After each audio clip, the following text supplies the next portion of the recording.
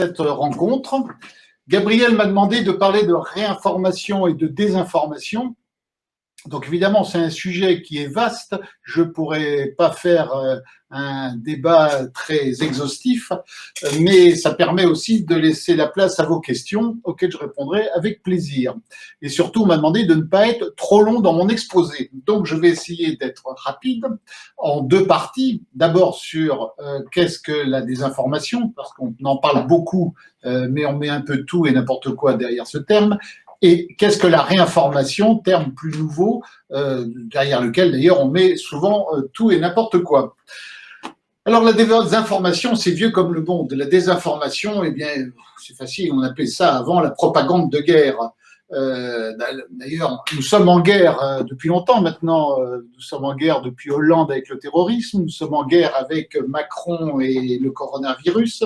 Donc, effectivement, nous sommes à une période où la désinformation, qu'on appelle ça fake news, mensonge, manipulation ou autre, c'est courant, c'est monnaie courante. Donc, on a tous dans les esprits la propagande de guerre des dernières décennies. On garde tous en mémoire au moins 3 événements. En 1989, la chute de la famille Ceausescu avec un prétendu charnier à Timișoara, une affaire montée de toutes pièces. En 1990, peu de temps après, il y a l'affaire des couveuses du Koweït. Rappelez-vous, lorsque les armées de Saddam Hussein seraient rentrées au Koweït, ils auraient pillé les hôpitaux et jeté les bébés dans les couveuses par terre. Il y a eu un témoignage qui a été répercuté dans le monde entier. En fait, ça a surtout permis aux Occidentaux de rentrer en guerre contre Saddam Hussein. Et aujourd'hui, tout le monde le sait, tout le monde l'admet, mais on n'a jamais demandé de compte ni à ceux qui avaient propagé cette fausse information, ce mensonge, ni aux États-Unis d'Amérique, bien sûr. Vous avez Victis. Et puis en 2002, les États-Unis, qui sont spécialistes de la propagande de guerre, comme tous les pays d'ailleurs, mais enfin aujourd'hui c'est eux qui sont à l'avant-garde des fake news, ont recommencé avec les fameuses armes de destruction massive du président Saddam Hussein, qui n'avaient évidemment jamais existé. Mais ça n'a pas empêché quand même leur président de l'époque, George Bush, d'aller à l'ONU et de présenter un rapport pour cela. Et oui, mais ça date pas de là. Vous savez, Napoléon Bonaparte disait, je cite, « L'histoire est une suite de mensonges sur lesquels on est d'accord ». On peut s'intéresser peut-être quand même à 2 autres mensonges historiques. L'un dans notre passé, l'autre qui est toujours d'actualité. C'est un mensonge historique important, c'est celui du traumatisme des Français en juin 40.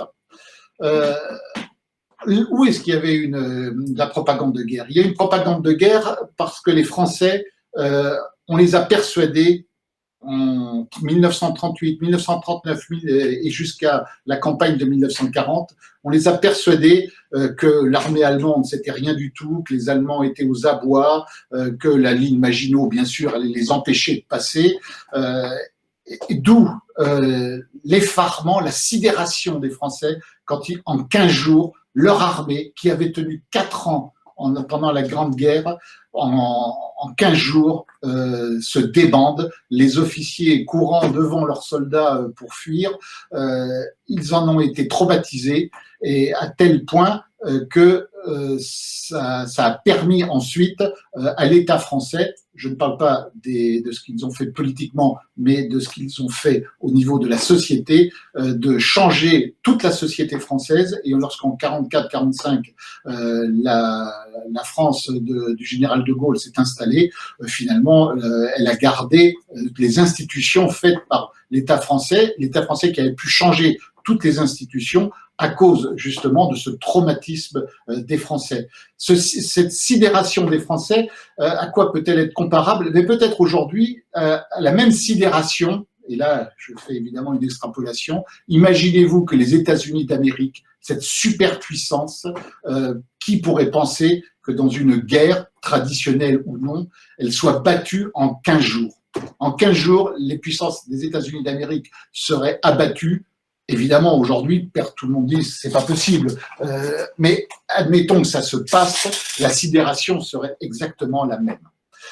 Voilà les mensonges de la désinformation en temps de guerre avec les conséquences. Et puis il y en a toujours un autre mensonge qui perdure aujourd'hui. C'est un mensonge qui vient du milieu du XXe siècle.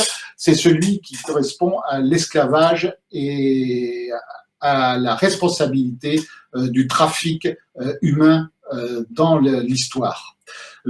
C'est l'Occident qu'on accuse toujours d'être à la base de l'esclavage. On ne parle que de la traite des Noirs, des Africains, par les Occidentaux. On ne parle jamais de tous les autres peuples. Tous les autres peuples ont fait des esclaves. Tous les autres peuples ont réduit d'autres peuples en esclavage. Ça a duré des siècles. Les Arabes, bien évidemment, en premier, le monde arabe. Et ça, on n'en parle systématiquement pas. Donc, voilà un cas réel de désinformation qui court dans nos jours. Ça n'exclut pas, bien évidemment, que les Occidentaux aient fait des trafics d'esclaves, mais le fait de réduire uniquement à leur seule responsabilité ce qui aujourd'hui est considéré comme un crime contre l'humanité, ce qui n'était pas le cas d'ailleurs par aucun autre peuple dans le passé, mais aujourd'hui, de fait, c'est considéré comme un crime contre l'humanité, ce n'est que de la responsabilité des Occidentaux. Mais la désinformation n'est pas seulement dans les faits, elle peut aussi se trouver dans les oublis lorsqu'on traite une information. Par exemple, la catastrophe de Tchernobyl, la catastrophe nucléaire qui a eu lieu à Tchernobyl, elle était réelle. Bien évidemment, les Russes, les premiers l'ont admis, mais dans le traitement de l'information autour de Tchernobyl, les mensonges les plus éhontés ont été lancés. Par exemple, on oublie de dire qu'entre 1945 et 1980, il y a eu plus de 500 explosions nucléaires dans le monde qui ont fait des milliers de morts, des milliers de malades, de contaminés.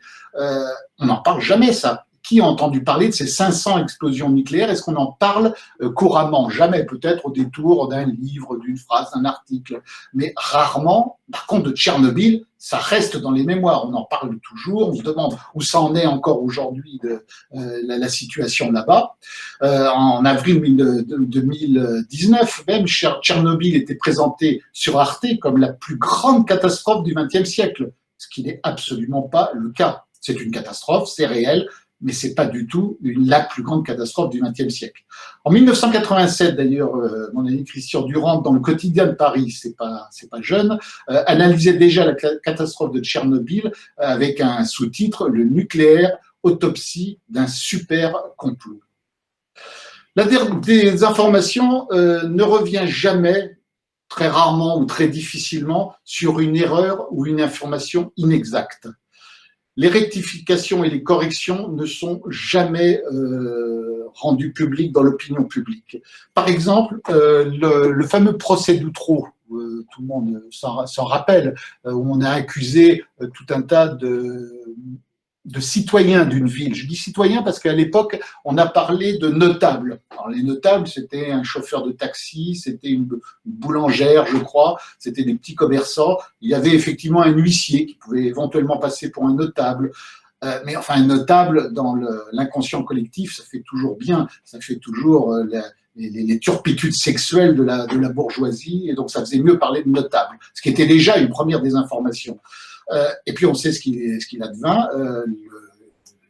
Il y a eu une enquête qui a duré, des gens ont été en prison pendant plusieurs mois, certains se sont suicidés en prison, et brusquement, scandale dans le scandale, on s'aperçoit que sinon la totalité, du moins la plupart des accusés d'Outreau étaient totalement innocent, ça ne reposait sur rien, uniquement sur les accusations d'une mère de famille qui elle-même a reconnu ne voulait pas être seule mise en cause et se retrouver seule en prison. Alors elle accusait tout le monde. Quand elle passait dans les couloirs du palais de justice, encadrée par la police, elle croisait quelqu'un qu'elle connaissait de la ville, elle disait, ah, lui il était dans le réseau, ah, puis lui aussi, et puis lui, et hop, hop, hop, on arrêtait tout le monde. Mais cette désinformation-là, elle a été terrible. évidemment pour les accusés, pour ceux qui ont fait des mois de prison, mais surtout pour les médias qui se sont engouffrés dans cette accusation et ils n'ont jamais vérifié quoi que ce soit. Et à ma connaissance, il y a un seul journaliste, lui en tout cas qui me l'a dit, Francis Puyalt, un journaliste du Figaro, qui a reconnu sur un plateau de télévision, longtemps après la fin de cette minable, cette affreuse histoire, qu'il n'avait pas fait son travail de journaliste, lui, comme les autres, qu'il n'avait pas vérifié et qu'il demandait pardon aux victimes de ne pas avoir vérifié effectivement les informations. Ce mea culpa, à sa connaissance, c'était le seul, ou en tout cas un des seuls, disons, à l'avoir fait. Mais aussi, la désinformation, ça peut provenir d'une conséquence, celle de l'obsession des médias pour le scoop, pour l'audimat. D'où les emballements médiatiques. Je viens de parler du procès d'Outreau, mais c'est pas uniquement ça, c'est aussi le fait que brusquement, s'il y a une information qui sort, surtout si elle est relayée par de grands médias et par l'AFP, l'Agence française de communication, où tout le monde, la plupart des journalistes viennent puiser leurs sources, on s'aperçoit que c'est difficile d'aller contre une information et l'explication d'une explication qui est quasi officielle. Le même Francis Puyalt me rappelait dans le livre qu'il a publié, l'Inquisition médiatique. Je vais présenter trois livres que j'ai publiés dans mes éditions. Je suis désolé, c'est pas de l'auto-publicité, c'est juste que j'ai traité, mes auteurs ont traité le sujet de mon intervention aujourd'hui. Donc dans ce livre, il rappelle qu'en 1982, une anecdote, aux usines Talbot de Poissy, une grève générale est organisée. Lui s'y rend incognito et découvre qu'on a séquestré des cadres de l'entreprise. Mais il est le seul à l'avoir vu dans le brouhaha, dans la cohue qu'il y a dans quand même, c'est toute une usine avec les grévistes. Et donc, quand il en parle aux responsables de l'AFP qu'il croise dans les usines de Poissy, de Talbot, le responsable de l'AFP lui dit non, il n'y a pas de prise d'otage, donc c'est une grève, mais il n'y a aucune séquestration, pas prise d'otage, séquestration, pas du tout. Il dit mais moi je viens de les voir emmenés dans un bureau, manu militari, enfermés, et dans un bureau ils ne peuvent pas sortir. Et non, le responsable de l'AFP, de bonne foi, dit-il, c'était une certitude puisque les responsables syndicaux avaient dit qu'ils n'avaient pas fait de séquestration. Et tous les journalistes, évidemment, ont suivi l'AFP. Tous les journalistes, à ce moment-là, vous voyez, c'est une petite anecdote. Les cadres séquestrés ont été libérés ensuite. S'il n'y a pas eu d'incident au-delà. Mais cette information n'a été vérifiée par rien parce que c'est l'AFP qui le disait. Et si l'AFP le disait, forcément, il n'y avait pas de raison de remettre en cause ce fait. Et puis, plus récemment, ça a encore été plus fort. Il y a la fausse arrestation de Dupont de Ligonnès, cet homme soupçonné d'avoir massacré toute sa famille. Dupont de Ligonnès, arrêté, rappelez-vous, en Écosse, et là, pendant tout un week-end, toute la presse n'a parlé que de cela. Le Parisien avait même fait un bandeau, le journal Le Parisien, pour dire Dupont de Ligonnès, exclusif, a été arrêté à l'aéroport de Glasgow. Tous les médias ont surenchéri très peu, et pourtant la police française, elle, avait fait un communiqué pour dire qu'il fallait faire la plus grande prudence pour cette arrestation, il fallait quand même vérifier et tout. On sait ce qu'il en est.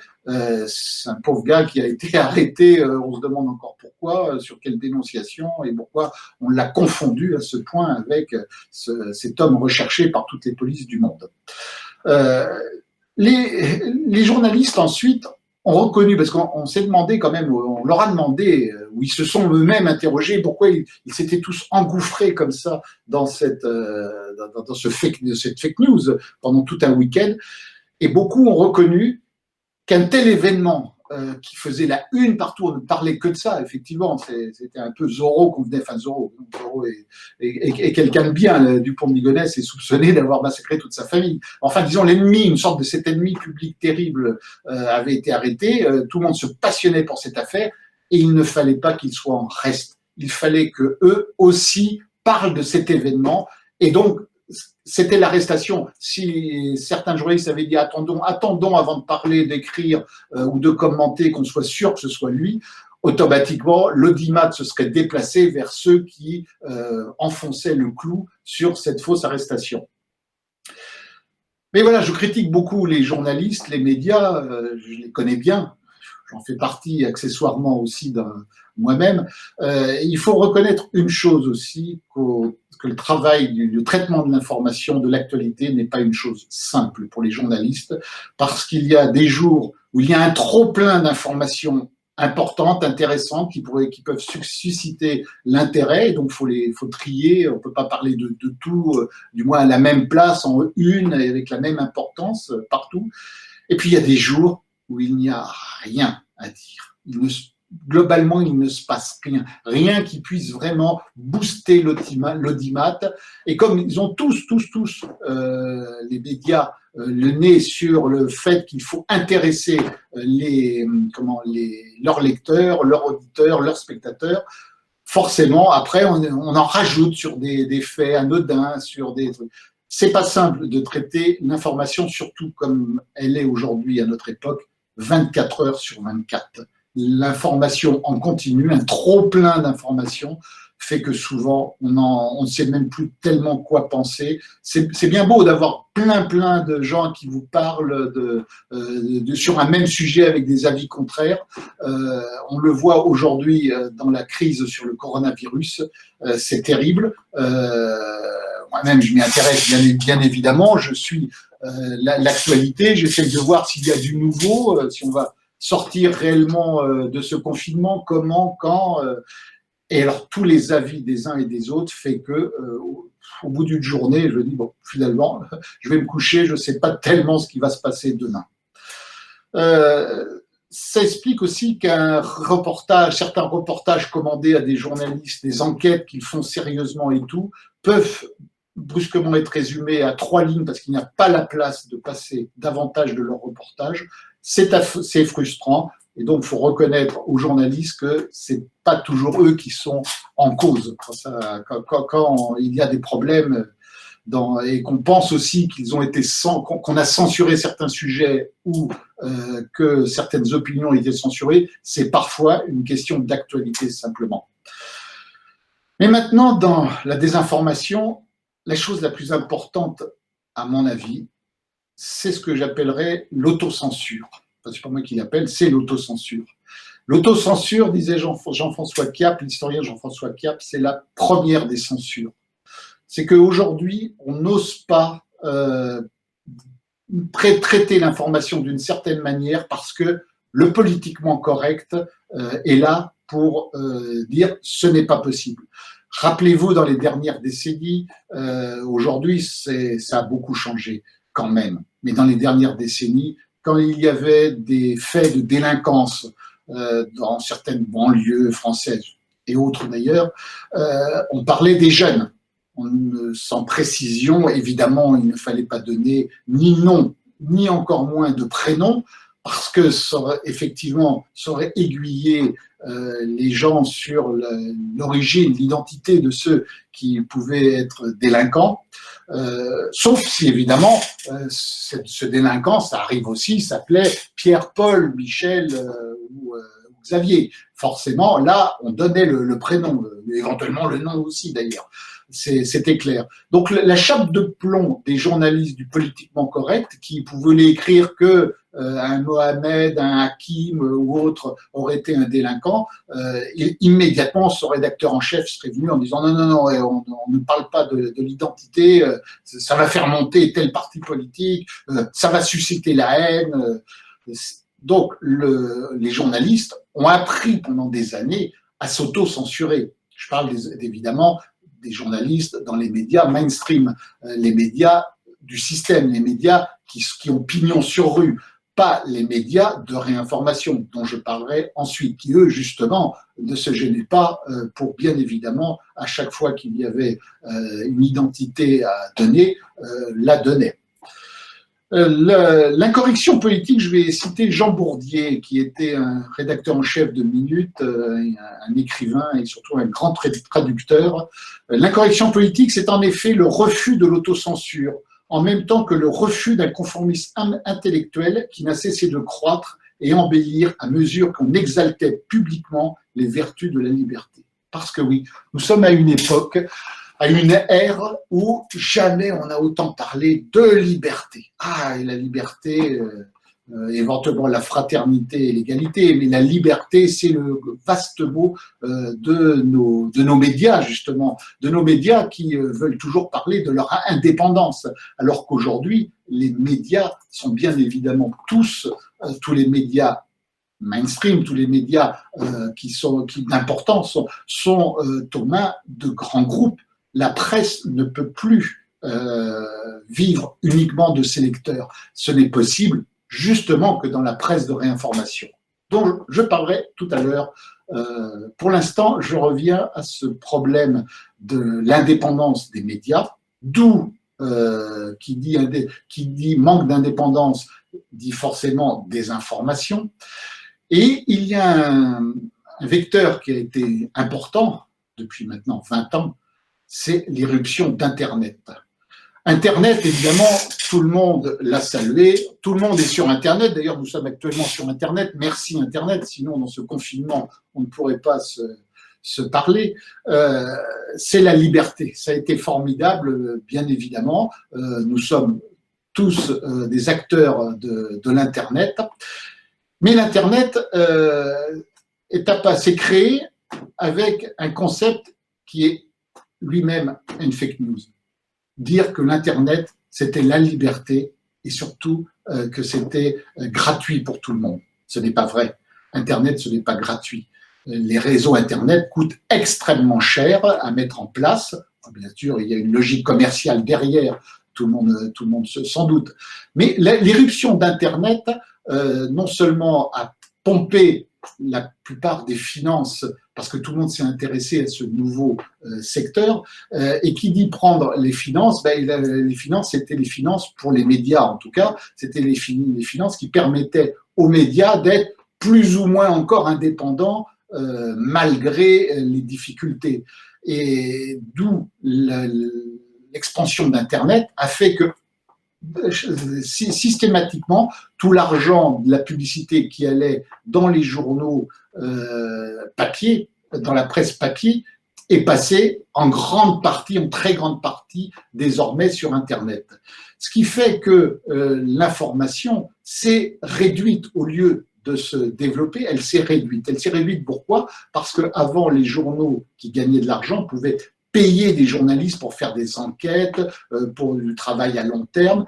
Et aujourd'hui, avec Internet, avec la rapidité que cela suggère, il faut que tout soit fait immédiatement, tout soit donné, livré aux lecteurs, aux auditeurs, aux téléspectateurs rapidement. Du coup, on n'a plus le temps, on ne prend plus le temps de piocher les sujets à fond, de mener les véritables enquêtes. S'il y a aujourd'hui des enquêtes et des scoops et des scandales qui éclosent, c'est parce que on vient leur donner clé en main dans certains journaux tout ce scandale. C'est comme ça qu'ils le récupèrent. Et ensuite, tout le monde, évidemment, enfonce ses choux gras. Les conséquences aussi d'Internet, ça a été effectivement une liberté, dans un premier temps, totale, qui a permis aussi à tous les gens qui étaient hors système d'accéder aux mêmes moyens que les grands médias. Du jour au lendemain, il y a un site Internet, j'ai été un des premiers à avoir un site Internet. Je n'ai pas concurrencé les grands médias de réinformation pour ça, mais il est vrai que du jour au lendemain, le fait d'ouvrir un site Internet fait que ce qui était écrit dessus pouvait être accessible au monde entier, exactement comme les grands médias, Le Monde, Libération. Je n'ai jamais eu l'audience de ces journaux-là, ni moi, ni mes amis et camarades qui faisaient des sites de la même manière, bien évidemment. Mais c'était cette possibilité-là, bien plus que d'imprimer des journaux, des magazines, où il y avait un coût financier terrible qui était une première barrière. Grâce à Internet, cette barrière n'existait pas. Du coup, tout le monde s'est engouffré évidemment dans cette brèche d'Internet et le système, les médias mainstream ont bien compris que c'était un danger. Brusquement, on remettait à égalité entre les uns et les autres. Il n'y avait plus le problème financier du coût du papier, de la distribution des journaux et tout. Il y avait un clic et tout le monde pouvait lire tout ce qui était écrit et ce que beaucoup ne voulaient pas voir écrit justement ou voir diffusé. Du coup, qu'ont fait ces médias? Parce que pour l'instant, on essaye de restreindre la liberté sur Internet, mais c'est difficile. On n'est pas encore arrivé à briguer vraiment. On peut fermer un site, on peut fermer un compte de réseau social, mais d'autres s'ouvrent et on voit bien qu'on n'arrive pas à juguler cette liberté totale d'expression, bonne et mauvaise d'ailleurs, sur Internet. Alors, qu'est-ce que les gens qui sont à la tête des médias mainstream, où la désinformation est monnaie courante, ils ont inventé une chose formidable, c'est de dire qu'ils allaient trouver des codes, des logiciels, des sites pour expliquer quels étaient les sites de désinformation et quels étaient les sites d'information et de désinformation. Le plus célèbre, évidemment, c'est le fameux Décodex qu'a mis en place la presse, Le Monde et tout. La définition du Décodex est un outil pour vous aider à vérifier les informations qui circulent sur Internet, dénicher les rumeurs, exagérations, déformations. Seulement, c'est créé, c'est juge et partie. Ce décodex, pour ne citer que lui, mais il y a d'autres choses, d'autres instruments comme ça qu'il voudrait mettre comme une sorte de dictionnaire de la vérité sur savoir qui est menteur et qui ne l'est pas. C'est fait justement par les gens qui veulent supprimer toute concurrence, toute rivalité. Ce n'est pas très sérieux, ça ne marche d'ailleurs que très modérément parce que c'est la presse mainstream ayant quand même été beaucoup prise à partie, on y croit de moins en moins. Les instruments qu'ils mettent à la disposition, sauf peut-être de certains naïfs, font que c'est pas une chose qui fonctionne véritablement. Ce fameux décodex, où ces gens qui veulent, qui font officiellement traquent les fake news, les mensonges, les rumeurs sur Internet, ça me fait penser un peu au tribunal international de La Haye. Vous savez, ce tribunal qui a été créé par les Américains pour juger les crimes dans le monde entier, les crimes de guerre ou les crimes contre l'humanité. C'est beau, c'est bien, c'est de traquer ces crimes. Sauf que dans les statuts du tribunal international de la Haye, il est bien stipulé que jamais les États-Unis, quelques ressortissants américains ne seraient jugés au TPI de la Haye. C'est-à-dire qu'eux-mêmes se sont exclus du propre tribunal qu'ils ont mis en place. Le décodex, c'est exactement la même chose. Et en fait, on s'aperçoit de quoi? On s'aperçoit que ce système de désinformation, en fait, il répond à un seul principe, à un seul fil rouge. C'est celui de la pensée unique. Alors, on se trompe souvent sur ce qu'est la pensée unique. La pensée unique, pour beaucoup, c'est ce que George Orwell avait dénoncé déjà dans 1984. Non, lui, il a dénoncé un système totalitaire. Aujourd'hui, la pensée unique, c'est la pensée du moment. Et cette pensée unique peut très bien être l'exact contraire de la pensée unique d'il y a 5 ou 10 ans ou plus. Je vais prendre un exemple tout simple.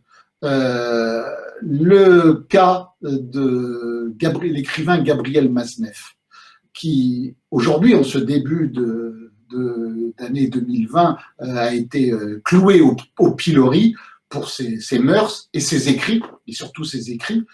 Évidemment, il a couché avec des mineurs, ce qui est interdit par la loi.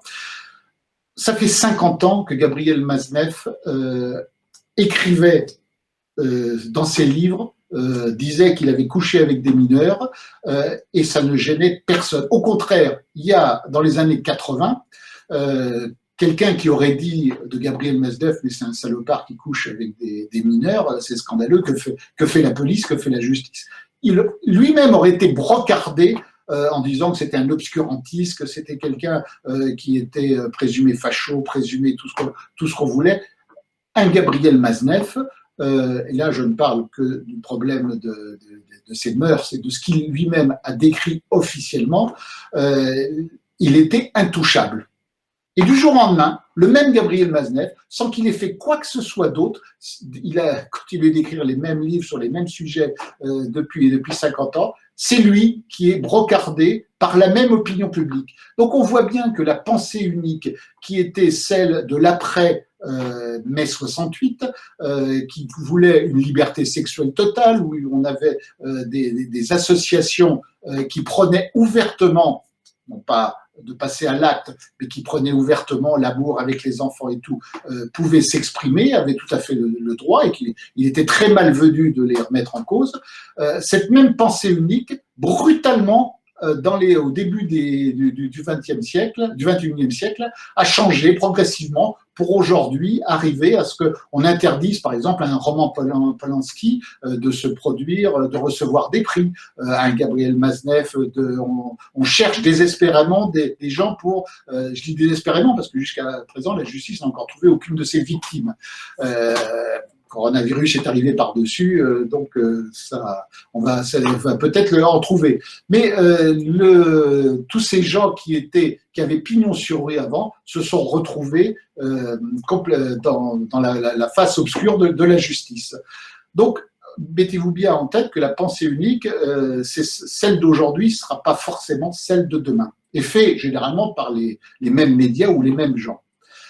Maintenant, je vais parler du complotisme qui, pour moi, lui, est un vecteur de désinformation, bien évidemment. Je ne me considère pas du tout comme complotiste, mais ça nuit aussi à la réformation, parce que font les médias mainstream, c'est qu'à chaque fois qu'il y a une critique de leur système, une critique des gens en place, automatiquement, on hurle au complotisme. Dernier sujet en date, Bill Gates. Bill Gates a parlé il y a 5-6 ans dans un discours d'un virus qui pourrait se répandre dans le monde et qui ferait bien plus de victimes qu'une guerre. Et aujourd'hui, Bill Gates, grand titre, c'est la victime des complotistes, victime de l'extrême droite, victime de tous les anti-vaccins, qui en gros le soupçonnent presque d'être à la base du coronavirus. Donc il faut bien voir que tous ces gens qui pour un oui ou pour un non voient des complots partout, sont des gens qui favorisent bien évidemment la désinformation, mais qui permettent aussi à certaines personnes, parce que souvent c'est tellement délirant les thèses complotistes, que ça fait des boucliers à des gens qui n'en ont pas besoin. Maintenant, qui dit complot à la base d'un événement. Il peut très bien y avoir une manipulation suite à un événement. Et là, je vais faire une hypothèse. Je vais faire une hypothèse sur le coronavirus. Et je dis bien, c'est une hypothèse, c'est du complot. C'est effectivement, ça peut passer pour du complotisme, mais le coronavirus, on ne sait pas d'où il est né. Enfin, il est né en Chine, d'un laboratoire ou d'une copulation entre animaux, on n'en sait rien. Enfin, arrive ce virus que peut-être personne n'a voulu, sans doute d'ailleurs, mais à partir de là, il peut y avoir une manipulation de cet événement. Brusquement, les dirigeants mondiaux, nationaux se disent « Ah, il se passe ça, comment on peut appréhender cet événement, comment on peut le tourner à notre avantage, quel est l'intérêt que l'on peut avoir ?» Alors, une hypothèse qu'on peut émettre, mais je dis bien c'est une hypothèse, je suis loin je ne mettrai pas ma tête à couper, c'est qu'on parlait depuis tellement longtemps d'une crise économique qui allait survenir, parce que c'était plus possible, ça ne pouvait plus durer, que pourquoi pas imaginer que des dirigeants se soient dit, tiens, avec une épidémie, on va pouvoir changer complètement notre politique, tout ce qu'on a dit depuis des années, pas d'inflation, maintenir le déficit public sous la barre des 3% du PIB, Si on fait le contraire du jour au lendemain, on va nous dire on est des charlots, on fait le contraire de ce qu'on a dit. Mais là, avec cette épidémie, pourquoi ne pas dire, à cause de ça, évidemment, et c'est ce à quoi on a assisté, on fait tourner brusquement la planche à billets. Parce que le fait, dès le début du confinement, je crois que le confinement n'avait même pas été mis en place encore début mars, qu'on a déjà dit qu'il allait y avoir une crise économique due à ce coronavirus, et l'État s'est tout de suite engagé à distribuer de l'argent, mais alors là, à tout le monde. On a parlé des prêts garantis par l'État, qu'il allait y avoir une explosion du chômage, mais que tout le monde serait indemnisé, que les chômeurs en fin de droit, leurs droits seraient automatiquement prolongés. Et donc, c'est la planche à billets, c'est l'exact contraire de la politique qu'ils prenaient, rappelez-vous, encore à la fin de l'année dernière. Je m'arriverai maintenant à vous parler de la réinformation. J'en ai déjà esquissé bien des aspects, mais la réinformation, évidemment, c'est le contraire de tout ce que les médias mainstream peuvent faire. La réinformation, ce n'est pas on apporte les médias de la réinformation n'apportent pas une information nouvelle. Ils n'en ont pas les moyens. Généralement, le propre des médias de réinformation, c'est de ne pas être bien fortunés. Mais l'information qui est traitée, qui est divulguée, qui est maintenant à la disposition de tous, parce que justement, s'il y a un trop-plein d'informations à notre époque, mon ami Feu Emmanuel Ratier, qui dirigeait la lettre Faits et Documents, m'expliquait que l'information, on la trouvait partout, pas dans les poubelles, jamais il a été espionné qui que ce soit, ou fouillé un endroit et tout ça. L'information, elle était écrite, divulguée partout, mais au milieu de tellement d'autres que pour trouver l'information importante, trouver l'information qui n'était pas mise en valeur, qui avait de l'intérêt et qui expliquait bien des choses, ça c'est le travail de la réinformation.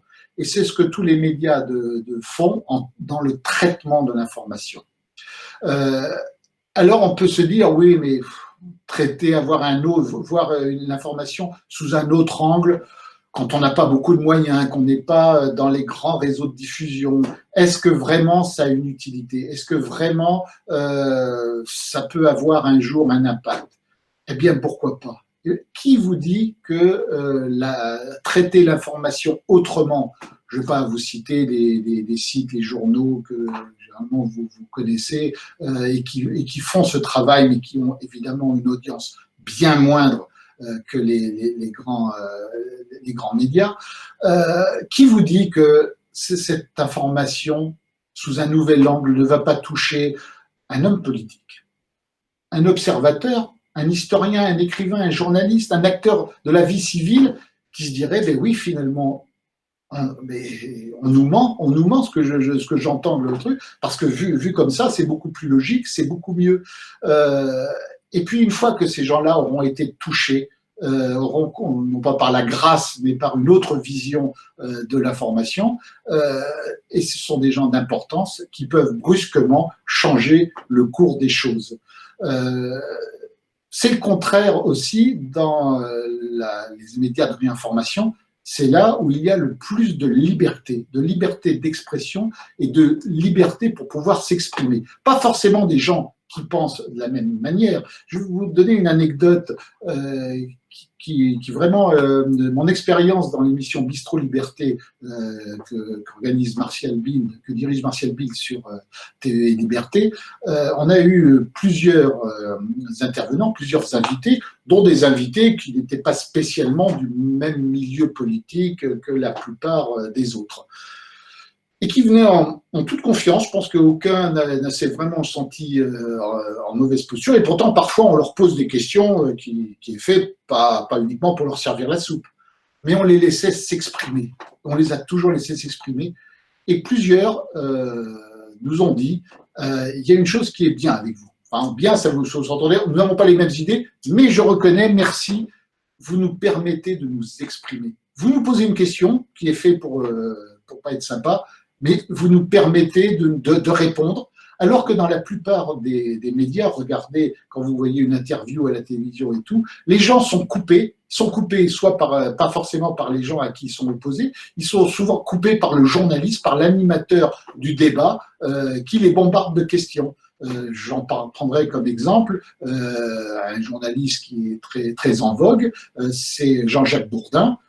Quand il reçoit quelqu'un, il le harcèle de questions, 4, 5, 6 questions. C'est-à-dire que l'invité, au moment où il veut répondre à la première, il en est déjà à devoir répondre à la 5e. Et évidemment, on lui dit qu'il n'a pas…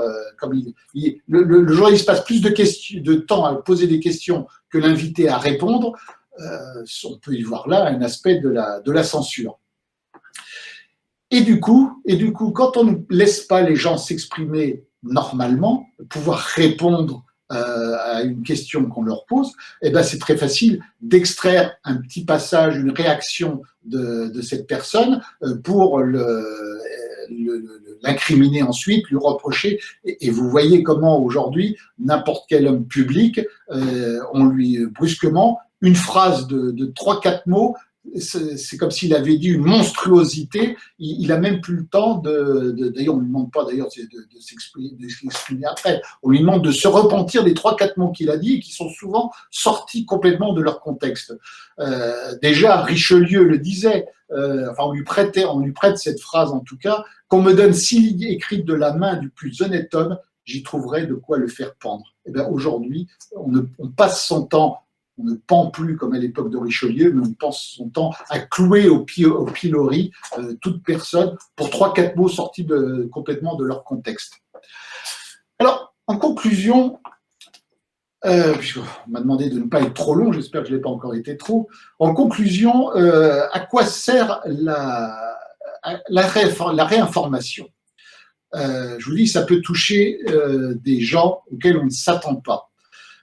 Mais la portée d'une information aujourd'hui diffusée sur Internet, on ne sait pas jusqu'où elle va aller, on ne sait pas qui elle va atteindre et on ne sait pas le retentissement qu'elle peut avoir. Personne ne peut savoir d'ailleurs que ce soit une désinformation ou une information ou une réinformation, c'est la même chose. La toile permet tous les espoirs que effectivement quelqu'un qui découvre quelque chose tout seul dans son coin, envoie cette information, en informe ses compatriotes et que brusquement, c'est l'histoire du jeu de domino, que brusquement on s'aperçoit qu'il y a une répercussion importante. Vous savez, on ne cesse de vanter le génie de certains créateurs, certains industriels qui ont pourtant commencé sans aucun moyen. Je vais citer Marcel Dassault qui a commencé dans son garage, ou Steve Jobs,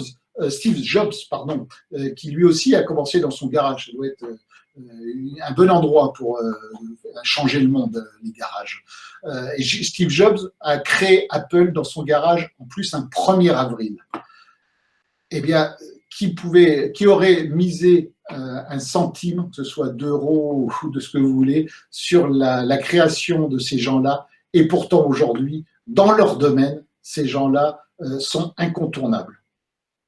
Alors, demain, qui vous dit qu'une information reprise et expliquée dans un média de réinformation ne puisse pas bousculer tout le jeu politique et toute la donne mondiale? Et sur cet espoir, Gabriel, merci à tous de m'avoir écouté jusqu'au bout. Et je suis bien évidemment prêt à répondre à toutes les questions que vous vous posez et à toutes celles auxquelles je n'ai pas répondu encore. Merci Philippe. Alors, avant la question, je voudrais ajouter une petite réflexion sur ce qu'on appelle la réinformation et aussi ce qu'on appelle le complotisme. Disons que la création de réseaux Internet, de la possibilité de se mettre en contact, qui théoriquement donne la possibilité d'avoir une réorganisation et d'autres voies de communication, effectivement, effectivement empoisonné, parce que ça crée souvent de petits ghettos, des ghettos dans lesquels la réinformation se fonde sur ce que les gens aiment se sentir dire. Je m'explique. On n'utilise pas, ça c'est le grand problème, on n'utilise pas le moyen, les outils que nous avons à disposition pour essayer de faire une reconquête, on les utilise pour nous complaire. Ça, c'est le premier élément. Et ce qui ne concerne pas que nous, ça concerne plus ou moins toute la planète. Donc, nous avons de millions et des millions et des millions de gens qui considèrent soit que Bill Gates a fait ceci, soit que les Américains ne sont pas allés sur la Lune, soit que la Terre est plate, soit d'autres choses beaucoup plus intéressantes et plus concrètes. Et chacun c'est complet dans le fait qu'il parle avec des autres qui disent la même chose. Alors, deuxième élément qui est important, sur le soi-disant complotisme. Le complot, en fait, c'est pas un complot, c'est-à-dire c'est la façon d'organiser les choses. Les gens qui sont là et qui ont la possibilité de faire les choses le font d'une certaine manière avec des ruses, avec des stratégies, etc. Le complotiste, ce n'est pas celui qui voit les choses telles qu'elles se déroulent, c'est celui qui les imagine. C'est-à-dire, normalement, c'est un psychopathe ou un sociopathe. Mais un psychopathe ou un sociopathe, souvent, ont des flèches qui les dépassent complètement et qui voient les choses avant les autres. Seulement, ils n'arrivent pas à avoir la vision de choses qu'ils voient. Je fais un exemple. Un psychopathe dans la classe peut se rendre compte que la prof a une liaison avec l'homme de ménage. Il le voit, il le pense, les autres ne l'ont pas compris. Mais lui, seulement, la seule chose, c'est qu'il ne sait pas que c'était une liaison parce qu'il n'a jamais eu de relation sexuelle. Alors, c'est ça qui arrive. Souvent, les gens qui expliquent les choses l'expliquent parce qu'ils les pigent, mais d'une façon complètement grotesque. Et c'est aussi indu parce que il y a eu, dans les années 70 et 80, un personnage qui s'appelait Lyndon LaRouche, qui était dans toutes les histoires très particulières aux États-Unis, qui a fondé un parti qui s'appelle Parti ouvrier européen, qui a aussi envoyé, il y a eu aussi des candidats en France à la présidentielle dans cette nuance, qui est une nuance trotskiste entre droite très particulière, qui brûlait les nouveautés, enfin brûler les informations de façon très grotesque, tout en disant la vérité. Je fais un exemple. Il disait que les brigades rouges étaient grosso modo manipulées par la reine d'Angleterre. Alors, on commence à rire, on se jette par terre du canapé. En réalité, il ne voulait pas dire, il entendait que c'était la franc-maçonnerie anglaise, parce que la reine d'Angleterre est, comme elle est le chef de l'église anglicane, elle est le chef de la franc-maçonnerie anglaise, alors que peut-être il n'y met même pas le pied. Donc, de façon de dire les choses de manière telle que les gens le voient très mal. Alors, c'est très important parce que nous avons d'un côté une information qui est de plus en plus par bribes, de plus en plus gérée par des gens qui prennent les nouvelles par les agences, etc., et qui répètent des questions tout à fait absurdes. Et puis, nous avons beaucoup de gens qui n'y croient pas et qui se représentent les choses de manière biaisée et chacun dans son ghetto. Voilà, c'était ce que je voulais dire. Si tu me permets, je rajouterai aussi un petit pendant à ça, c'est que les gens qui sont obnubilés par le complotisme, généralement ils sont obnubilés par un complot, celui qu'ils ont découvert, dans lequel ils croient. Et alors ils expliquent la marche du monde depuis le début de l'humanité et le futur uniquement par ce complot-là, qui peut être d'ailleurs, pas être forcément entièrement faux, même s'il est globalement exagéré et ils essayent de toujours expliquer tout avec ça. Et du coup, ils en deviennent peu crédibles, ils perdent toute crédibilité parce qu'ils ressassent uniquement leur vision sur un point précis d'une chose. Là, ce n'est pas du complot. Je vais donner juste un exemple. Je me rappelle d'un échange que j'ai eu avec quelqu'un où on était d'accord sur un des grands problèmes de notre époque, qui n'est pas partagé par tout le monde, mais c'est le problème de la surpopulation mondiale. Lui avait écrit des livres dessus, des très très bons livres et tout.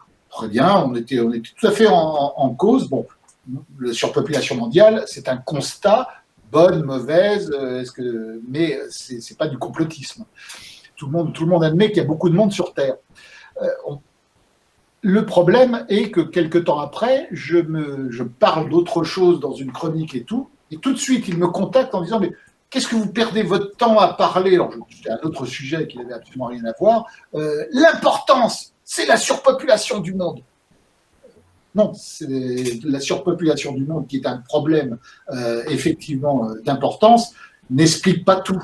Voilà un exemple de quelqu'un qui n'y voit pas une main cachée qui dirige quoi que ce soit, mais qui a un esprit complotiste de tout ramener toujours à un seul fait, une seule vision et une seule explication de tout. Bon, question pour Philippe. Je n'ai pas encore, on ne les a pas encore. Je tourne de questions.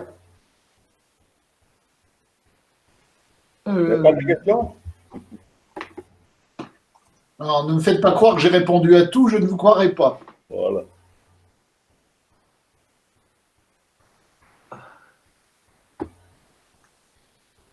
On a commenté, oui, enfin, c'est vrai. Vous avez commenté, c'est vrai.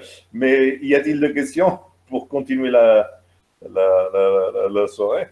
Alors, en attendant les questions, je vais reparler encore de ce sujet sur le complotisme.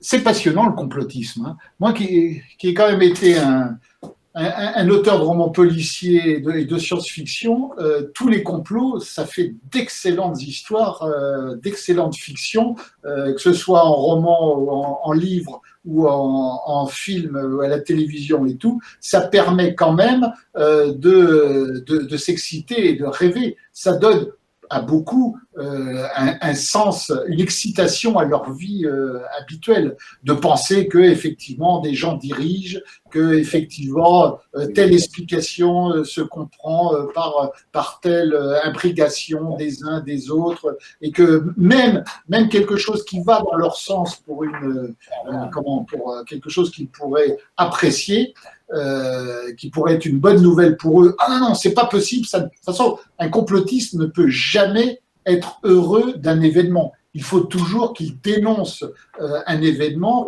comme quelque chose. Ça va toujours de plus en plus mal. Hier, ça allait mal, mais demain, vous verrez, ce sera encore pire. Ça, c'est la théorie propre du complotiste. Là, nous avons une question de Roberto Bobone. Je plaisante, mais quand même, je cite une réflexion du Gurdjieff. Le pays se considérer civil un pays où il y a l'information. Oui, ça c'est gentil. Enfin, pour un pays sans information, avec une information unique, je ne suis pas certain que ce soit un Eldorado de paix et de sérénité. D'ailleurs, ça ne fonctionne jamais. Vous savez, plus on veut museler l'opinion, évidemment, il y a toujours la masse des gens qui vont adhérer à un discours qui sera majoritaire, souvent d'ailleurs par tranquillité, par conformisme, je dirais presque par lâcheté. Moi, je me rappelle quelqu'un qui un jour m'appelle pour me dire que cette personne venait d'entendre à une émission de télévision un humoriste qui habituellement tape sur toute la classe politique, de droite, de gauche, principalement sur l'ex-Front National, mais enfin pour elle, il tapait sur cette personne, il tapait sur tout le monde. Et là, étonnamment, c'était quelque temps après l'élection d'Emmanuel Macron, il disait pas un mot sur Macron. Il dit, lui, il s'en prend à tout le monde, il s'en prend pas à Macron. Mais enfin, c'est pas possible. Et elle était outrée. Et pourtant, cette personne avait voté pour Macron. Mais elle aurait compris que dans cette émission, cet humoriste tape aussi sur Macron. Et il le faisait pas. Alors là, elle ne comprenait pas. Elle était tout à fait désorientée. Et puis, cette personne parlait. Elle me dit, oui, mais enfin, est-ce que les médias nous mentent? Les médias nous manipulent? Je pensais même qu'elle se fichait de moi de me dire ça. Et puis petit à petit, plus en parlant vraiment son désaccord, le fait d'être scandalisé et tout, elle en arrivait à tenir un discours. Oui, mais bon, effectivement, dans le contexte actuel, il faut soutenir le gouvernement. En fait, mentir, c'est pas bien grave si c'est pour le bien. Mentir, si c'est pour effectivement la pensée unique du moment, Emmanuel Macron face à Marine Le Pen l'a représenté. Donc, si c'est lui qui défend le bien, il peut mentir, on peut nous mentir, on peut faire n'importe quoi. Les mensonges, tout ça, ça n'a aucune importance puisque c'est le combat contre l'axe du mal, en gros. Donc, le fait que les gens ne cherchent pas souvent à se poser des questions, ils ne cherchent pas souvent à dire, pour eux, une vérité, elle doit être intangible, c'est le bien contre le mal, c'est pas, si quelqu'un a agi de cette manière, c'est pour telle raison. Moi, je ne pense pas que les gens que je n'aime pas et qui dirigent soit des nations, soit des médias et tout, soit le mal absolu. Un George Soros n'est pas le mal absolu. C'est quelqu'un pour qui tout ce qu'il fait me déplaît. Je pense qu'il est effectivement extrêmement nuisible pour les intérêts des peuples européens, bien évidemment, mais je ne pense pas qu'il fasse ce qu'il fait uniquement par volonté de faire le mal. Il a une vision du monde qui n'est tout simplement pas la mienne, c'est tout. Par définition, le mal ne peut...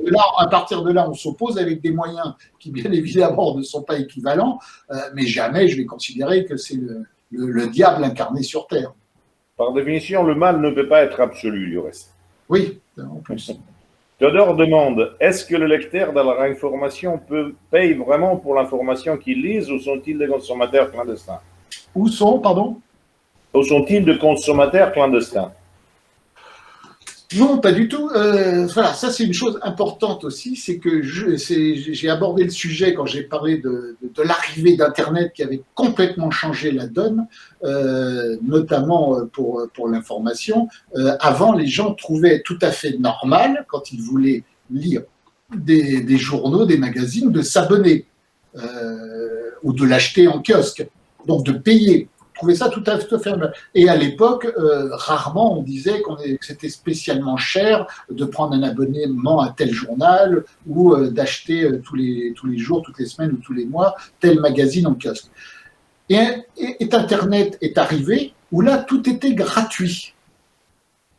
Donc brusquement, quand on vous donne quelque chose, quand on vous permet d'accéder gratuitement à quelque chose, forcément quand vous devez payer quelque chose, ça vous semble extrêmement cher.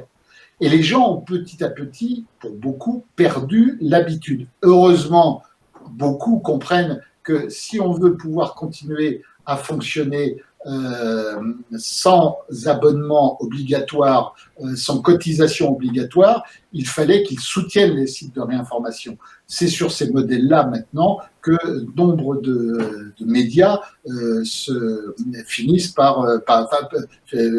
peuvent survivre, que ce soit, je vais citer Boulevard Voltaire, je vais citer bien évidemment tous les programmes de TV Liberté, Euroliberté, j'en oublie, on m'excuse, c'est ceux que je connais, Synthèse Nationale, et puis beaucoup d'autres qui appartiennent soit à des associations, soit sont indépendants, soit sont des sites indépendants, les observateurs en Suisse, le Riposte laïque de Pierre Cassin, ce sont des gens qui fournissent de la réinformation et s'ils n'ont pas des gens pour les soutenir, même s'ils ont ce qu'ils leur offrent gratuitement, un jour, ça s'arrêtera, forcément.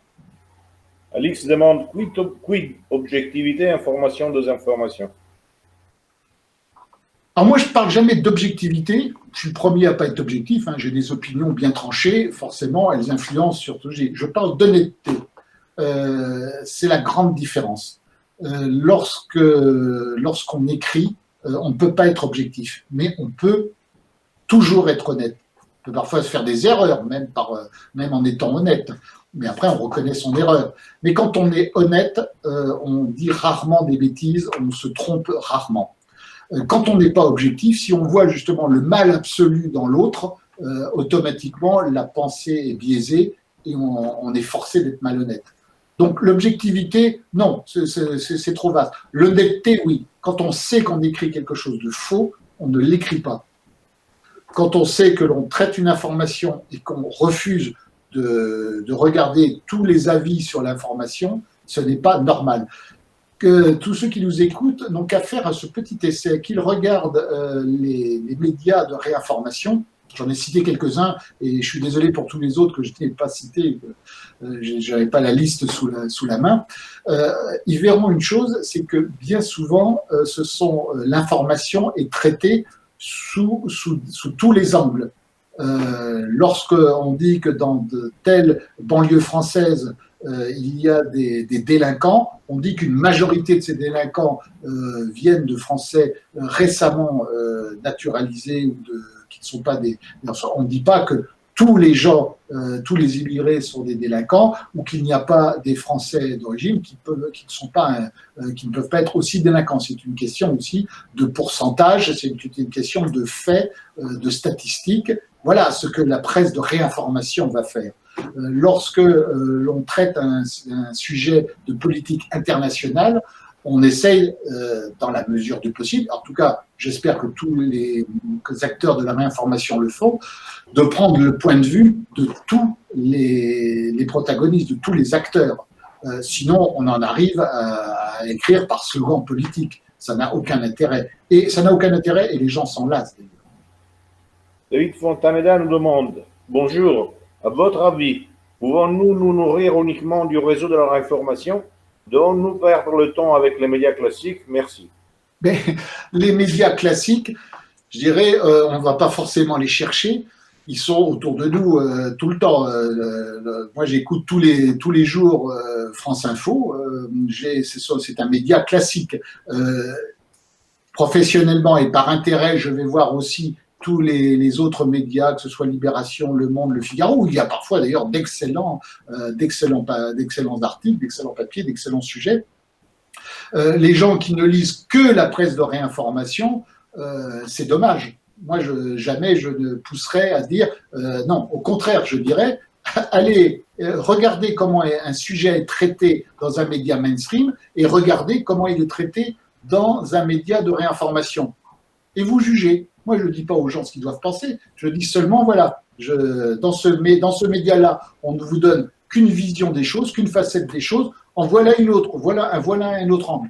Maintenant, à vous de vous faire vos opinions. Vous pouvez même dire quand vous n'êtes pas d'accord avec moi. Et finalement, dans les médias pour tel sujet ponctuel, dans les médias de mainstream, finalement, ils sont plus pondérés, ils sont plus justes et qu'on peut être de parti pris, qu'on n'est pas objectif en émettant certaines hypothèses, thèses. Ça, c'est une chose.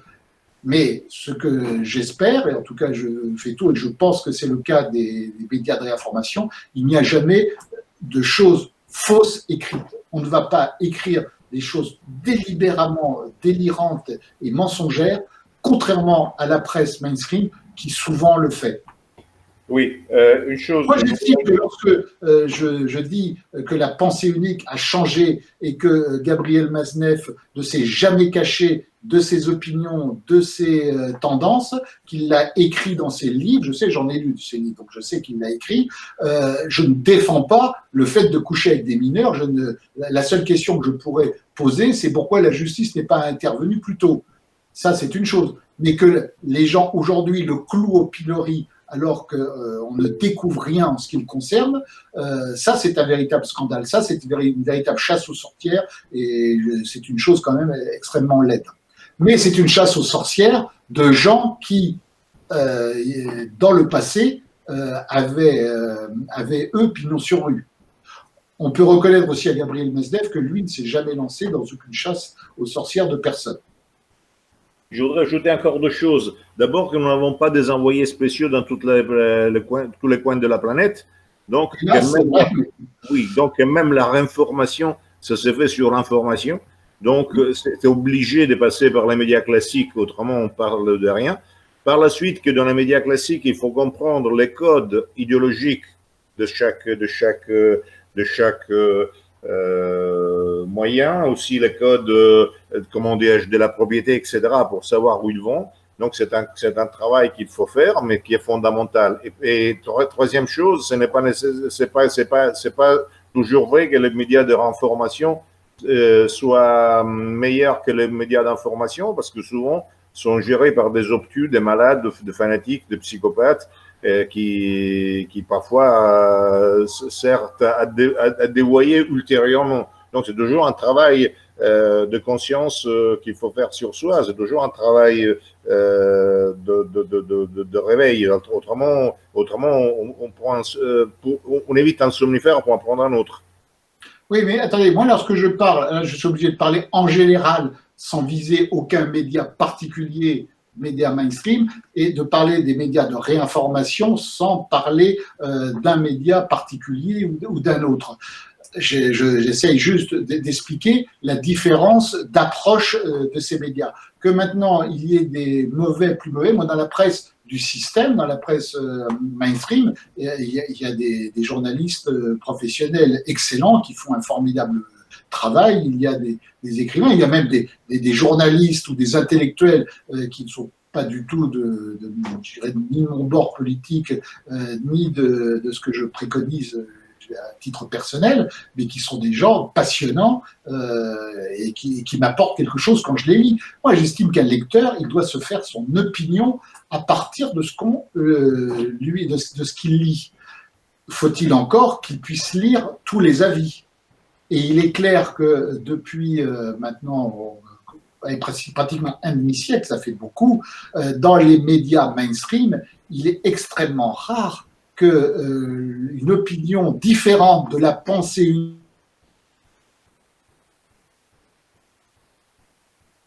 Hey. Allô? Allô? Je crois qu'on a perdu Philippe, là. Je crois qu'on a perdu Philippe. Bon, à l'attendant, je regarde les autres questions. À la limite, si possible, je réponds. En attendant qu'il rentre, il y aura un problème avec l'orage. Alors, Juan Antonio, j'admets avoir l'impression que l'information n'existe par rapport aux médias traditionnels, et cela me semble problématique. Quelle offre d'information alternative? Voilà. Tu es. On t'avait perdu, Philippe. Ah, donc on n'a pas entendu tout ce que j'ai dit. Pardon? On t'a perdu pendant 1 minute et demie. Ah, d'accord. Donc, j'étais juste en train de dire que depuis maintenant des années, depuis pratiquement un demi-siècle, on a les médias du système ont repousser tous les gens qui ne participaient pas au politiquement correct d'année en année et qu'il reste aujourd'hui très peu de gens dans les médias mainstream qui ont une pensée différente. Et je citais le cas d'Éric Zemmour, qui est un des rares cas de quelqu'un qui est extrêmement médiatique, mais qui a été renvoyé des journaux dans lesquels il collaborait, pas de tous d'ailleurs, parce comme il fait beaucoup d'audience, évidemment, les gens font attention tout de même, mais le système en laisse toujours un, en disant, vous voyez, lui, il s'exprime, regardez le méchant, là, comme il s'exprime, c'est le seul d'ailleurs qui s'exprime comme ça, et regardez comme nous, on permet à tout le monde de s'opposer. Ben non, quand il y a 99% des gens qui tiennent un discours, et à qui on permet de dire, de s'opposer à ce discours, l'égalité, l'honnêteté n'est pas respectée. Alors, encore, nous avons la question de Juan Antonio, sur laquelle je ne sais pas si on peut répondre, parce que je mets d'avoir l'impression que la réformation n'existe par rapport aux médias traditionnels, et cela me semble problématique. Quelle offre information alternative, originale, indépendante du mainstream? Il faudrait avoir, comme je disais, de gens capables de comprendre les choses et d'être sur place un peu partout pour répertorier des informations. Donc, je pense qu'il nous faut quelques millions.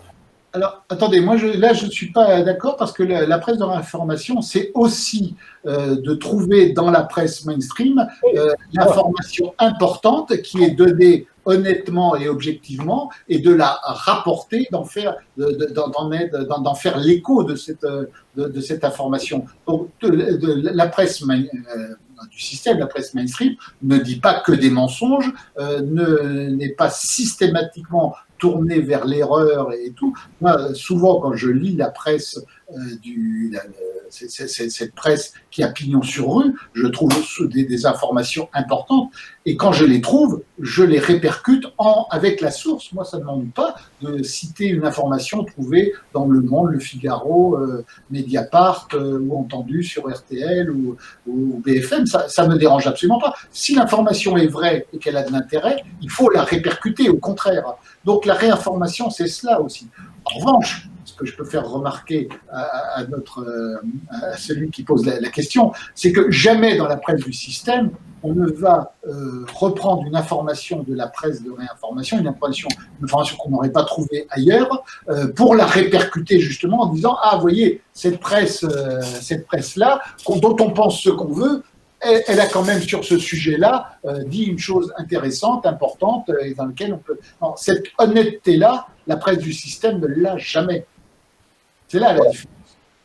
Puis nous avons une question à laquelle je vais répondre quand même.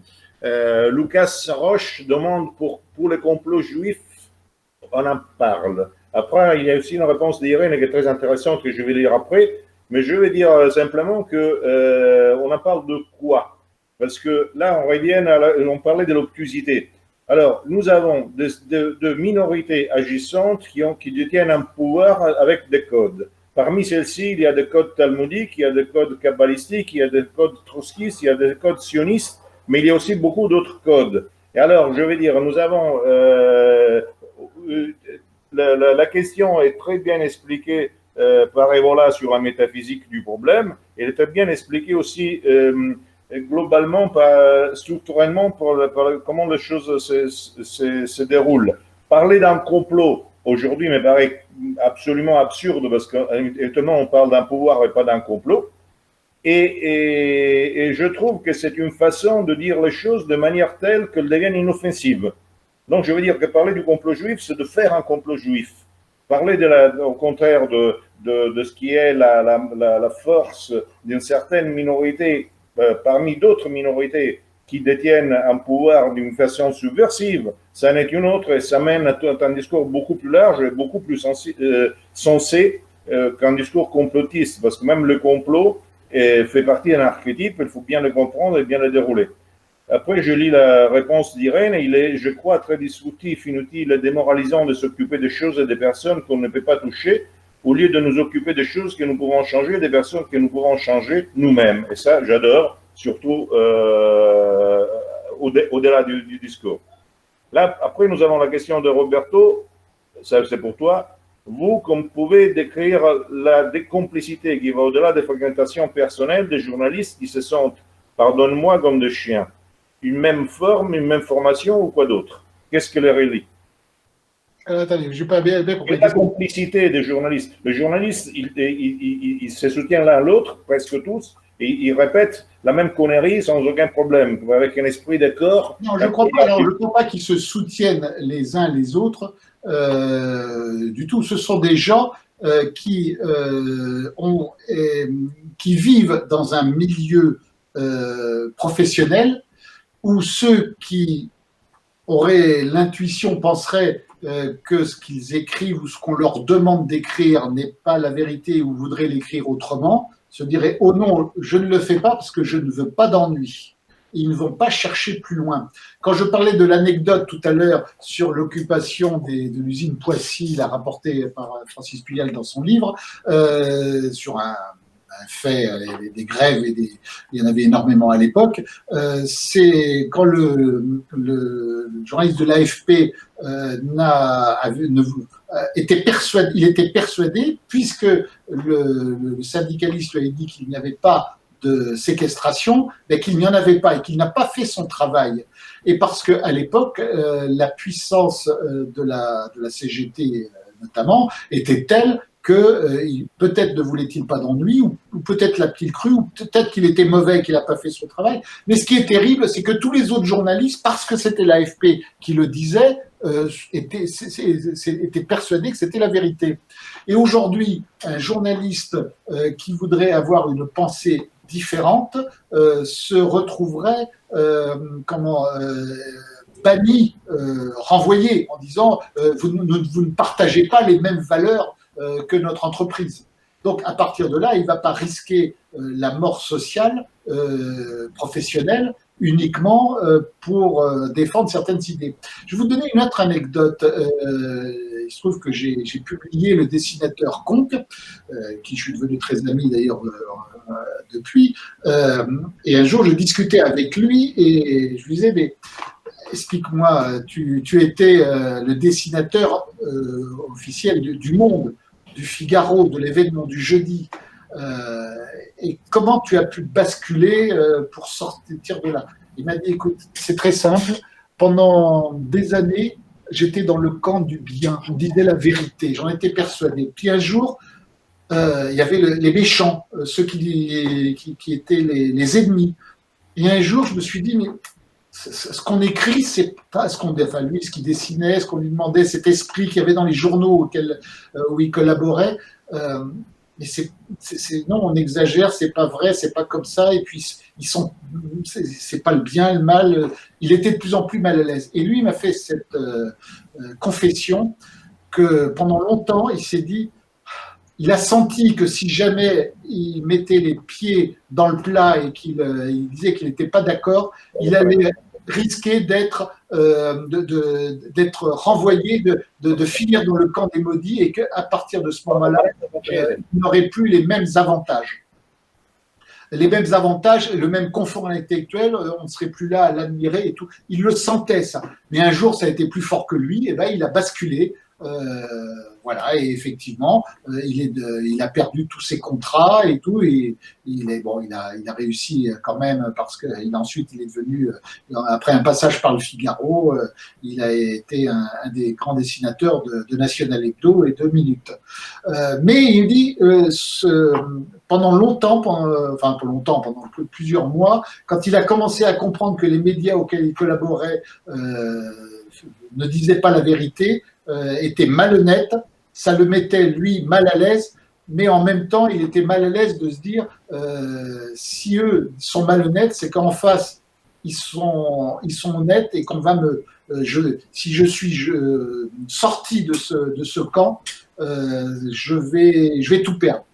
Il l'a fait, il l'a assumé, il n'en est pas mort pour ça, et je ne pense qu'il ne le regrette pas. Mais voilà, lui a eu le courage de faire cette évolution. Il y en a beaucoup qui n'ont pas ce courage-là. Si demain Marine Le Pen devait être présidente de la République, la plupart des journalistes, enfin une partie des journalistes, une partie de l'immense majorité des journalistes qui lui crachent dessus, lui cracheraient beaucoup moins dessus. Il y en a beaucoup même qui probablement lui trouveraient bien des qualités. C'est l'âme humaine. Bon. De toute façon, c'est pas pour demain, et je suis même pas. C'est pas pour demain, non. Et en plus, c'est pas tellement désolant. Frédéric Leyeux te demande ton avis sur le réseau Voltaire de Messan. Le réseau, pardon? Voltaire. Le réseau Voltaire. Ah, le réseau Voltaire. Le réseau Voltaire. Donc, on ne confond pas, c'est pas Boulevard Voltaire, hein, c'est le réseau Voltaire qui existait dans les. Voilà, dans le truc. Et alors, effectivement, vous direz, bon, le réseau Voltaire, c'était mené par des gens de l'extrême gauche qui étaient effectivement très ennemis de la cause nationaliste, c'est le moins qu'on puisse dire, dans les années 80, et où il y a une évolution de leurs dirigeants. Et j'ai plus le nom d'ailleurs de dirigeant symbolique du réseau Voltaire, je sais plus, j'ai plus son nom en tête. Il se trouve même que par un ami commun avocat, lorsque je dirigeais encore une librairie, il devait venir dédicacer ses livres dans ma librairie. Donc ça veut dire que lui avait beaucoup évolué pour venir fréquenter des gens comme moi. Et il se trouve qu'il a dû quitter, je crois, un peu précipitamment la France à cette époque-là, et j'ai reçu de lui un message transmis par cet avocat qui me faisait toutes ses excuses et qu'il était désolé de ne pas venir dédicacer dans ma librairie comme il s'y était engagé. Ce qui fait que je pense que ça fait partie des gens. Je ne suis plus les activités du réseau Voltaire. Je vais de temps en temps sur leur site. Ils sont quand même spécialisés dans le Moyen-Orient et les affaires du Moyen-Orient. Ils sont très modérément sionistes. Je pense qu'ils le sont restés. Alors, encore, 3-4 questions. La première, c'est de Annie, qui parle de riposte laïque qu'il voit trop près, avec trop de sympathie pour les frères majeurs de Jean-Paul Ier. Alors, je ne sais pas si c'est le cas, parce que je ne connais pas tellement. J'ai regardé leur site sur la Covid en France, qui est très intéressant, et j'avais l'intention justement d'inviter Cassin jeudi, s'il accepte, on peut lui poser la question directement. Voilà, c'est pas plus simple de laisser Pierre Cassin répondre à ce qui le concerne. Voilà. Je n'ai aucune idée, je ne le connais pas. Donc, j'ai vu seulement sur le site des choses, des trucs assez intéressants sur la différence du Covid en France. Et je voulais interroger là-dessus. On verra bien s'il vient. Hein. Pierrick demande, alors, il dit, désolé, dans ma question, je parle de la TPI. En fait, c'est la CPI, Cour pénale internationale des USA. On signé la Convention de Rome suivant la CPI, mais ils ne l'ont pas ratifié. Ils ont retiré leur signature ultérieurement. Oui, mais je n'ai pas trouvé ta question, Eric. Je suis remonté, je remonte encore, mais je ne l'ai pas trouvé. Alors, soit... Ah, voilà. Tu annonces que le statut de la CPI, c'est toi, exclut la mise en cause des USA et des citoyens de ces pays. Je pense plutôt que cela résulte du fait que les USA n'ont pas ratifié la convention instituant la CPI. Voilà. C'est à toi. Je ne connais pas les explications exactes. Enfin, je sais en tout cas que les États-Unis ne refusent qu'aucun de leurs citoyens, c'est eux qui jugent leurs citoyens, et jamais il y en a un qui passe au tribunal international de La Haye. D'ailleurs, avec tout ce que leur intervention à travers le monde, on n'a jamais vu quelqu'un demander la mise en cause d'un dirigeant ou d'un militaire américain au TPI de La Haye. Alors, Annie demande comment faire quand une certaine clique minoritaire se permet de supprimer les journaux de information. Comment faire? D'abord, ce n'est pas une minorité, une clique qui supprime quoi que ce soit, c'est qu'un journal ou un média disparaît pour des raisons multiples, la première étant souvent liée aux problèmes financiers. S'occuper d'un média, quel qu'il soit, ça demande énormément de temps et toujours un minimum financier. Il est clair que pour ma part, je dirige tout à fait bénévolement, bien sûr, un site, le site Euroliberté pour le groupe TV Liberté. Je participe à toutes les activités quand on me demande du groupe TV Liberté, tout à fait bénévolement, mais ou avec l'émission avec Roland Elie sur Radio Liberté. Tous les deux, nous sommes bénévoles, comme tous ceux qui viennent d'ailleurs, mais nous avons une activité, j'ai une activité d'éditeur et d'écrivain par ailleurs qui me permet de survivre dans ce monde de brut. Et bien évidemment, parce que ça me permet de pouvoir m'exprimer, parce que j'ai moi-même une activité professionnelle. Il est clair que les gens qui n'ont pas d'autres activités professionnelles et qui se lancent dans des médias arrivent un temps quand même où la vie les rattrape. Donc c'est pas possible. Si on ne soutient pas les médias de réinformation, et dans ce cas-là, qu'on soutienne celui qui vous apporte le plus. Hein. Moi, je ne suis pas là pour faire la promotion d'un site ou d'un autre. Je suis là pour parler d'un sujet. Mais il faut bien savoir une chose, c'est que les médias de réinformation qui vous plaisent, il faut les soutenir. Si on ne les soutient pas, tôt ou tard, soit ils disparaîtront, soit tôt ou tard, ils végéteront parce qu'ils n'auront pas les moyens de se développer. L'intérêt d'un site de réinformation, c'est de toujours toucher davantage de monde. Il faut aussi ajouter quelque chose. C'est-à-dire, il y a aussi des amendes très fortes quand quelqu'un touche certains thèmes. Il y a des thèmes qui sont interdits. Alors, la question, c'est de ne pas... je pense qu'il faudrait commencer à voir les choses d'une manière très particulière. Faisons un exemple.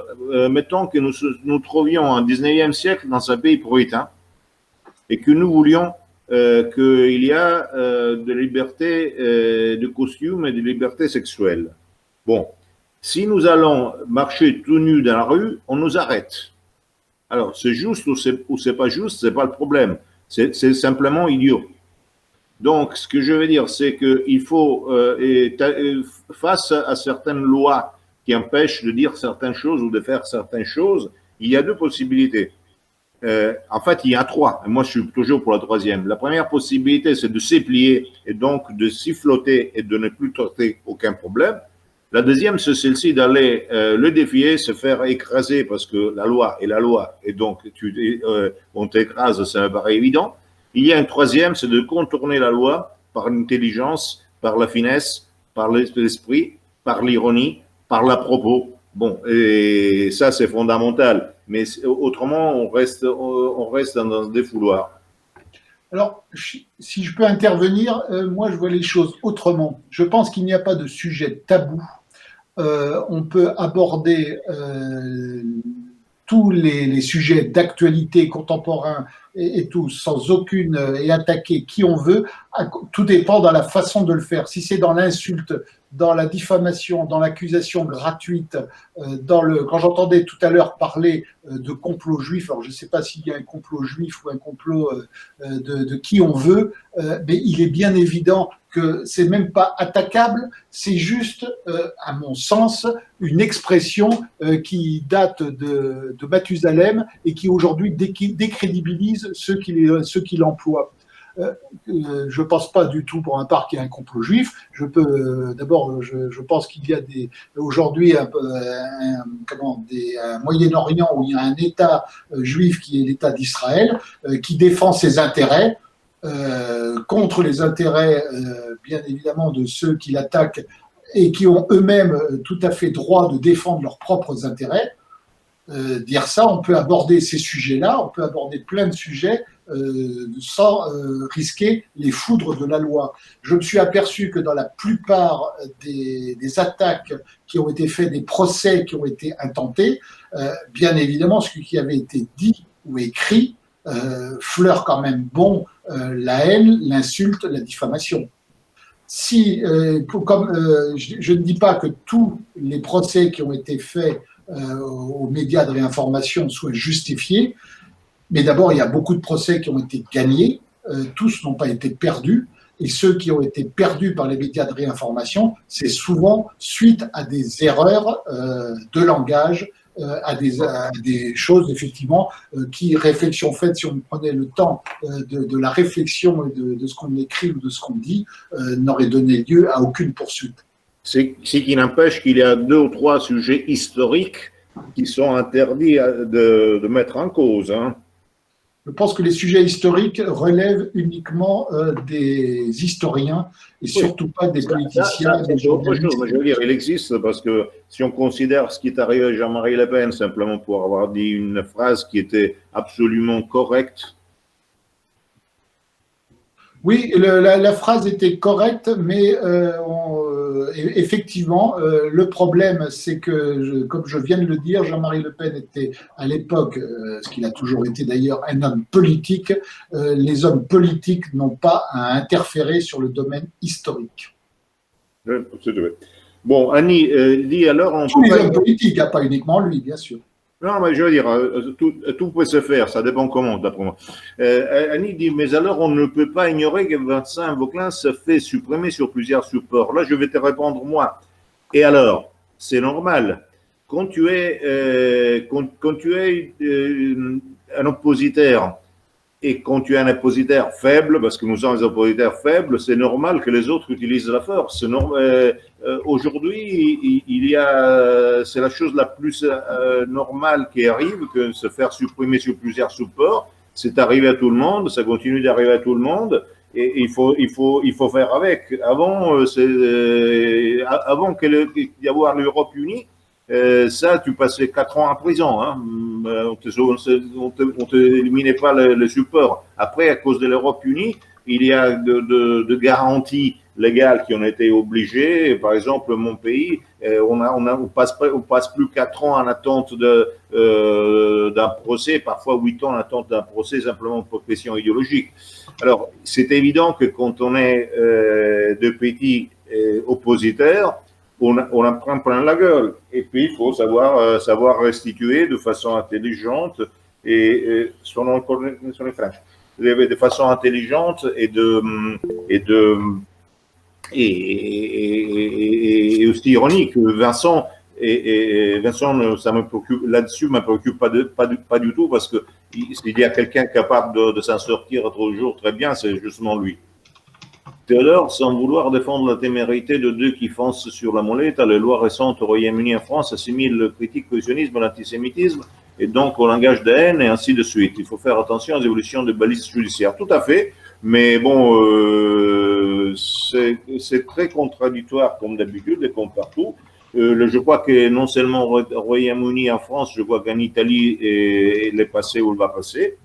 Mais je ne pense pas que c'est la critique au sionisme, c'est l'antisionisme. Donc, je veux dire, d'un point de vue dialectique, du point de vue de la forme, les choses sont absolument à voir. Et puis, le problème, moi, je ne suis pas antisioniste. Je suis contre ce qui passe là-bas. Je suis contre l'État d'Israël pour tout ce qu'il fait. C'est pas le sionisme en soi. Donc, c'est bien complexe, comme d'habitude. Mais la question, c'est que, évidemment, sur les choses complexes, il faut savoir, voilà, il faut savoir jouer de manière intelligente. Il faut savoir jouer avec détresse, de manière étroite, avec dextresse peut-être, mais il faut savoir, il faut tenir le pôle central et la barre haute. Alors normalement, les gens se divisent surtout en homilie en deux possibilités. C'est en deux catégories. C'est qui s'avachit et c'est qui deviennent obtusement hargneux. Je préfère être une troisième chose, une autre chose qui puisse être plus utile. Gabriel, je voudrais revenir juste sur un petit détail, c'est sur les procès aujourd'hui que les médias ou les hommes politiques peuvent avoir aujourd'hui. Je resterai sur le domaine des médias. Pour tous ceux qui ont étudié notamment la vie du grand politicien Henri Rochefort au XIXe siècle, ce n'est rien aujourd'hui la répression judiciaire contre les médias, quels qu'ils soient. À l'époque, Rochefort et d'autres se taillaient en exil pour pas aller en prison, avaient des amendes qui les ruinaient. Ils imprimaient leurs journaux. La lanterne de Rochefort a souvent été imprimée de façon clandestine et vendue à la sauvette dans la rue. Faut pas croire qu'aujourd'hui nous sommes à une période où la liberté d'expression serait bien moindre qu'à leur époque. À toutes les époques, il y a les gens qui se sont opposés au régime, à la pensée unique et autres, ont connu plus ou moins des difficultés avec la justice ou carrément pour sauver leur vie. À l'époque, on faisait des duels pour un oui ou pour un non.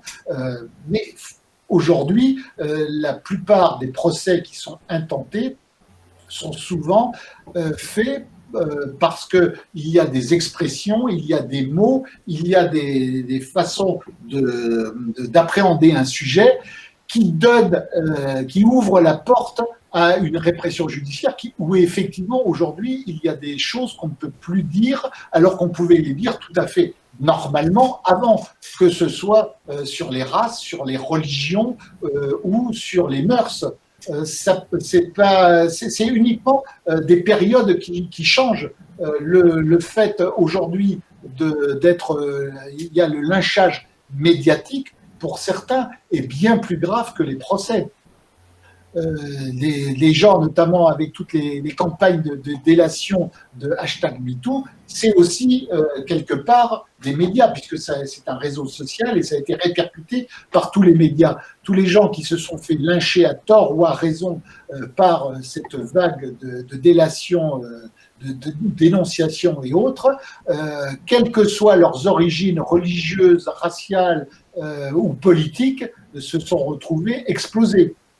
C'est une chose à noter. Donc, y voir un complot de je ne sais qui, de je ne sais quelle race ou de je ne sais quelle religion, ça me semble quand même un peu léger. Oui, c'est beaucoup plus compliqué. Il y a, eh oui, c'est compliqué. Les idoles d'hier sont aujourd'hui en partie été. Voilà, on t'a réperdu. Nous avons deux cas dans lesquels les féministes sont beaucoup plus importants, ont démontré d'être plus puissantes qu'autre chose. Strauss-Kahn et l'autre, Weisenstein, comme il s'appelle. Bon, je crois qu'on a perdu Philippe, et en plus, on est à 8h-20, donc on va quand même terminer. Alors, je vous remercie tous, et je vais essayer de faire la prochaine jeudi. Je vous dirai demain. Ah, tu es là, Philippe? Non. Merci à tous, bonne soirée et à bientôt. Essayons de faire notre complot une fois, pour une fois. Oui, c'est revenu ou pas? J'ai l'impression qu'on a été coupé. Oui, on a été coupé. Bon, je salue tout le monde et je dis essayons de faire le nôtre des complots. Voilà, tout à fait. Voilà. À plus. Ciao. Merci. Eh bien, bonne soirée à tous et merci d'être resté aussi longtemps à me supporter.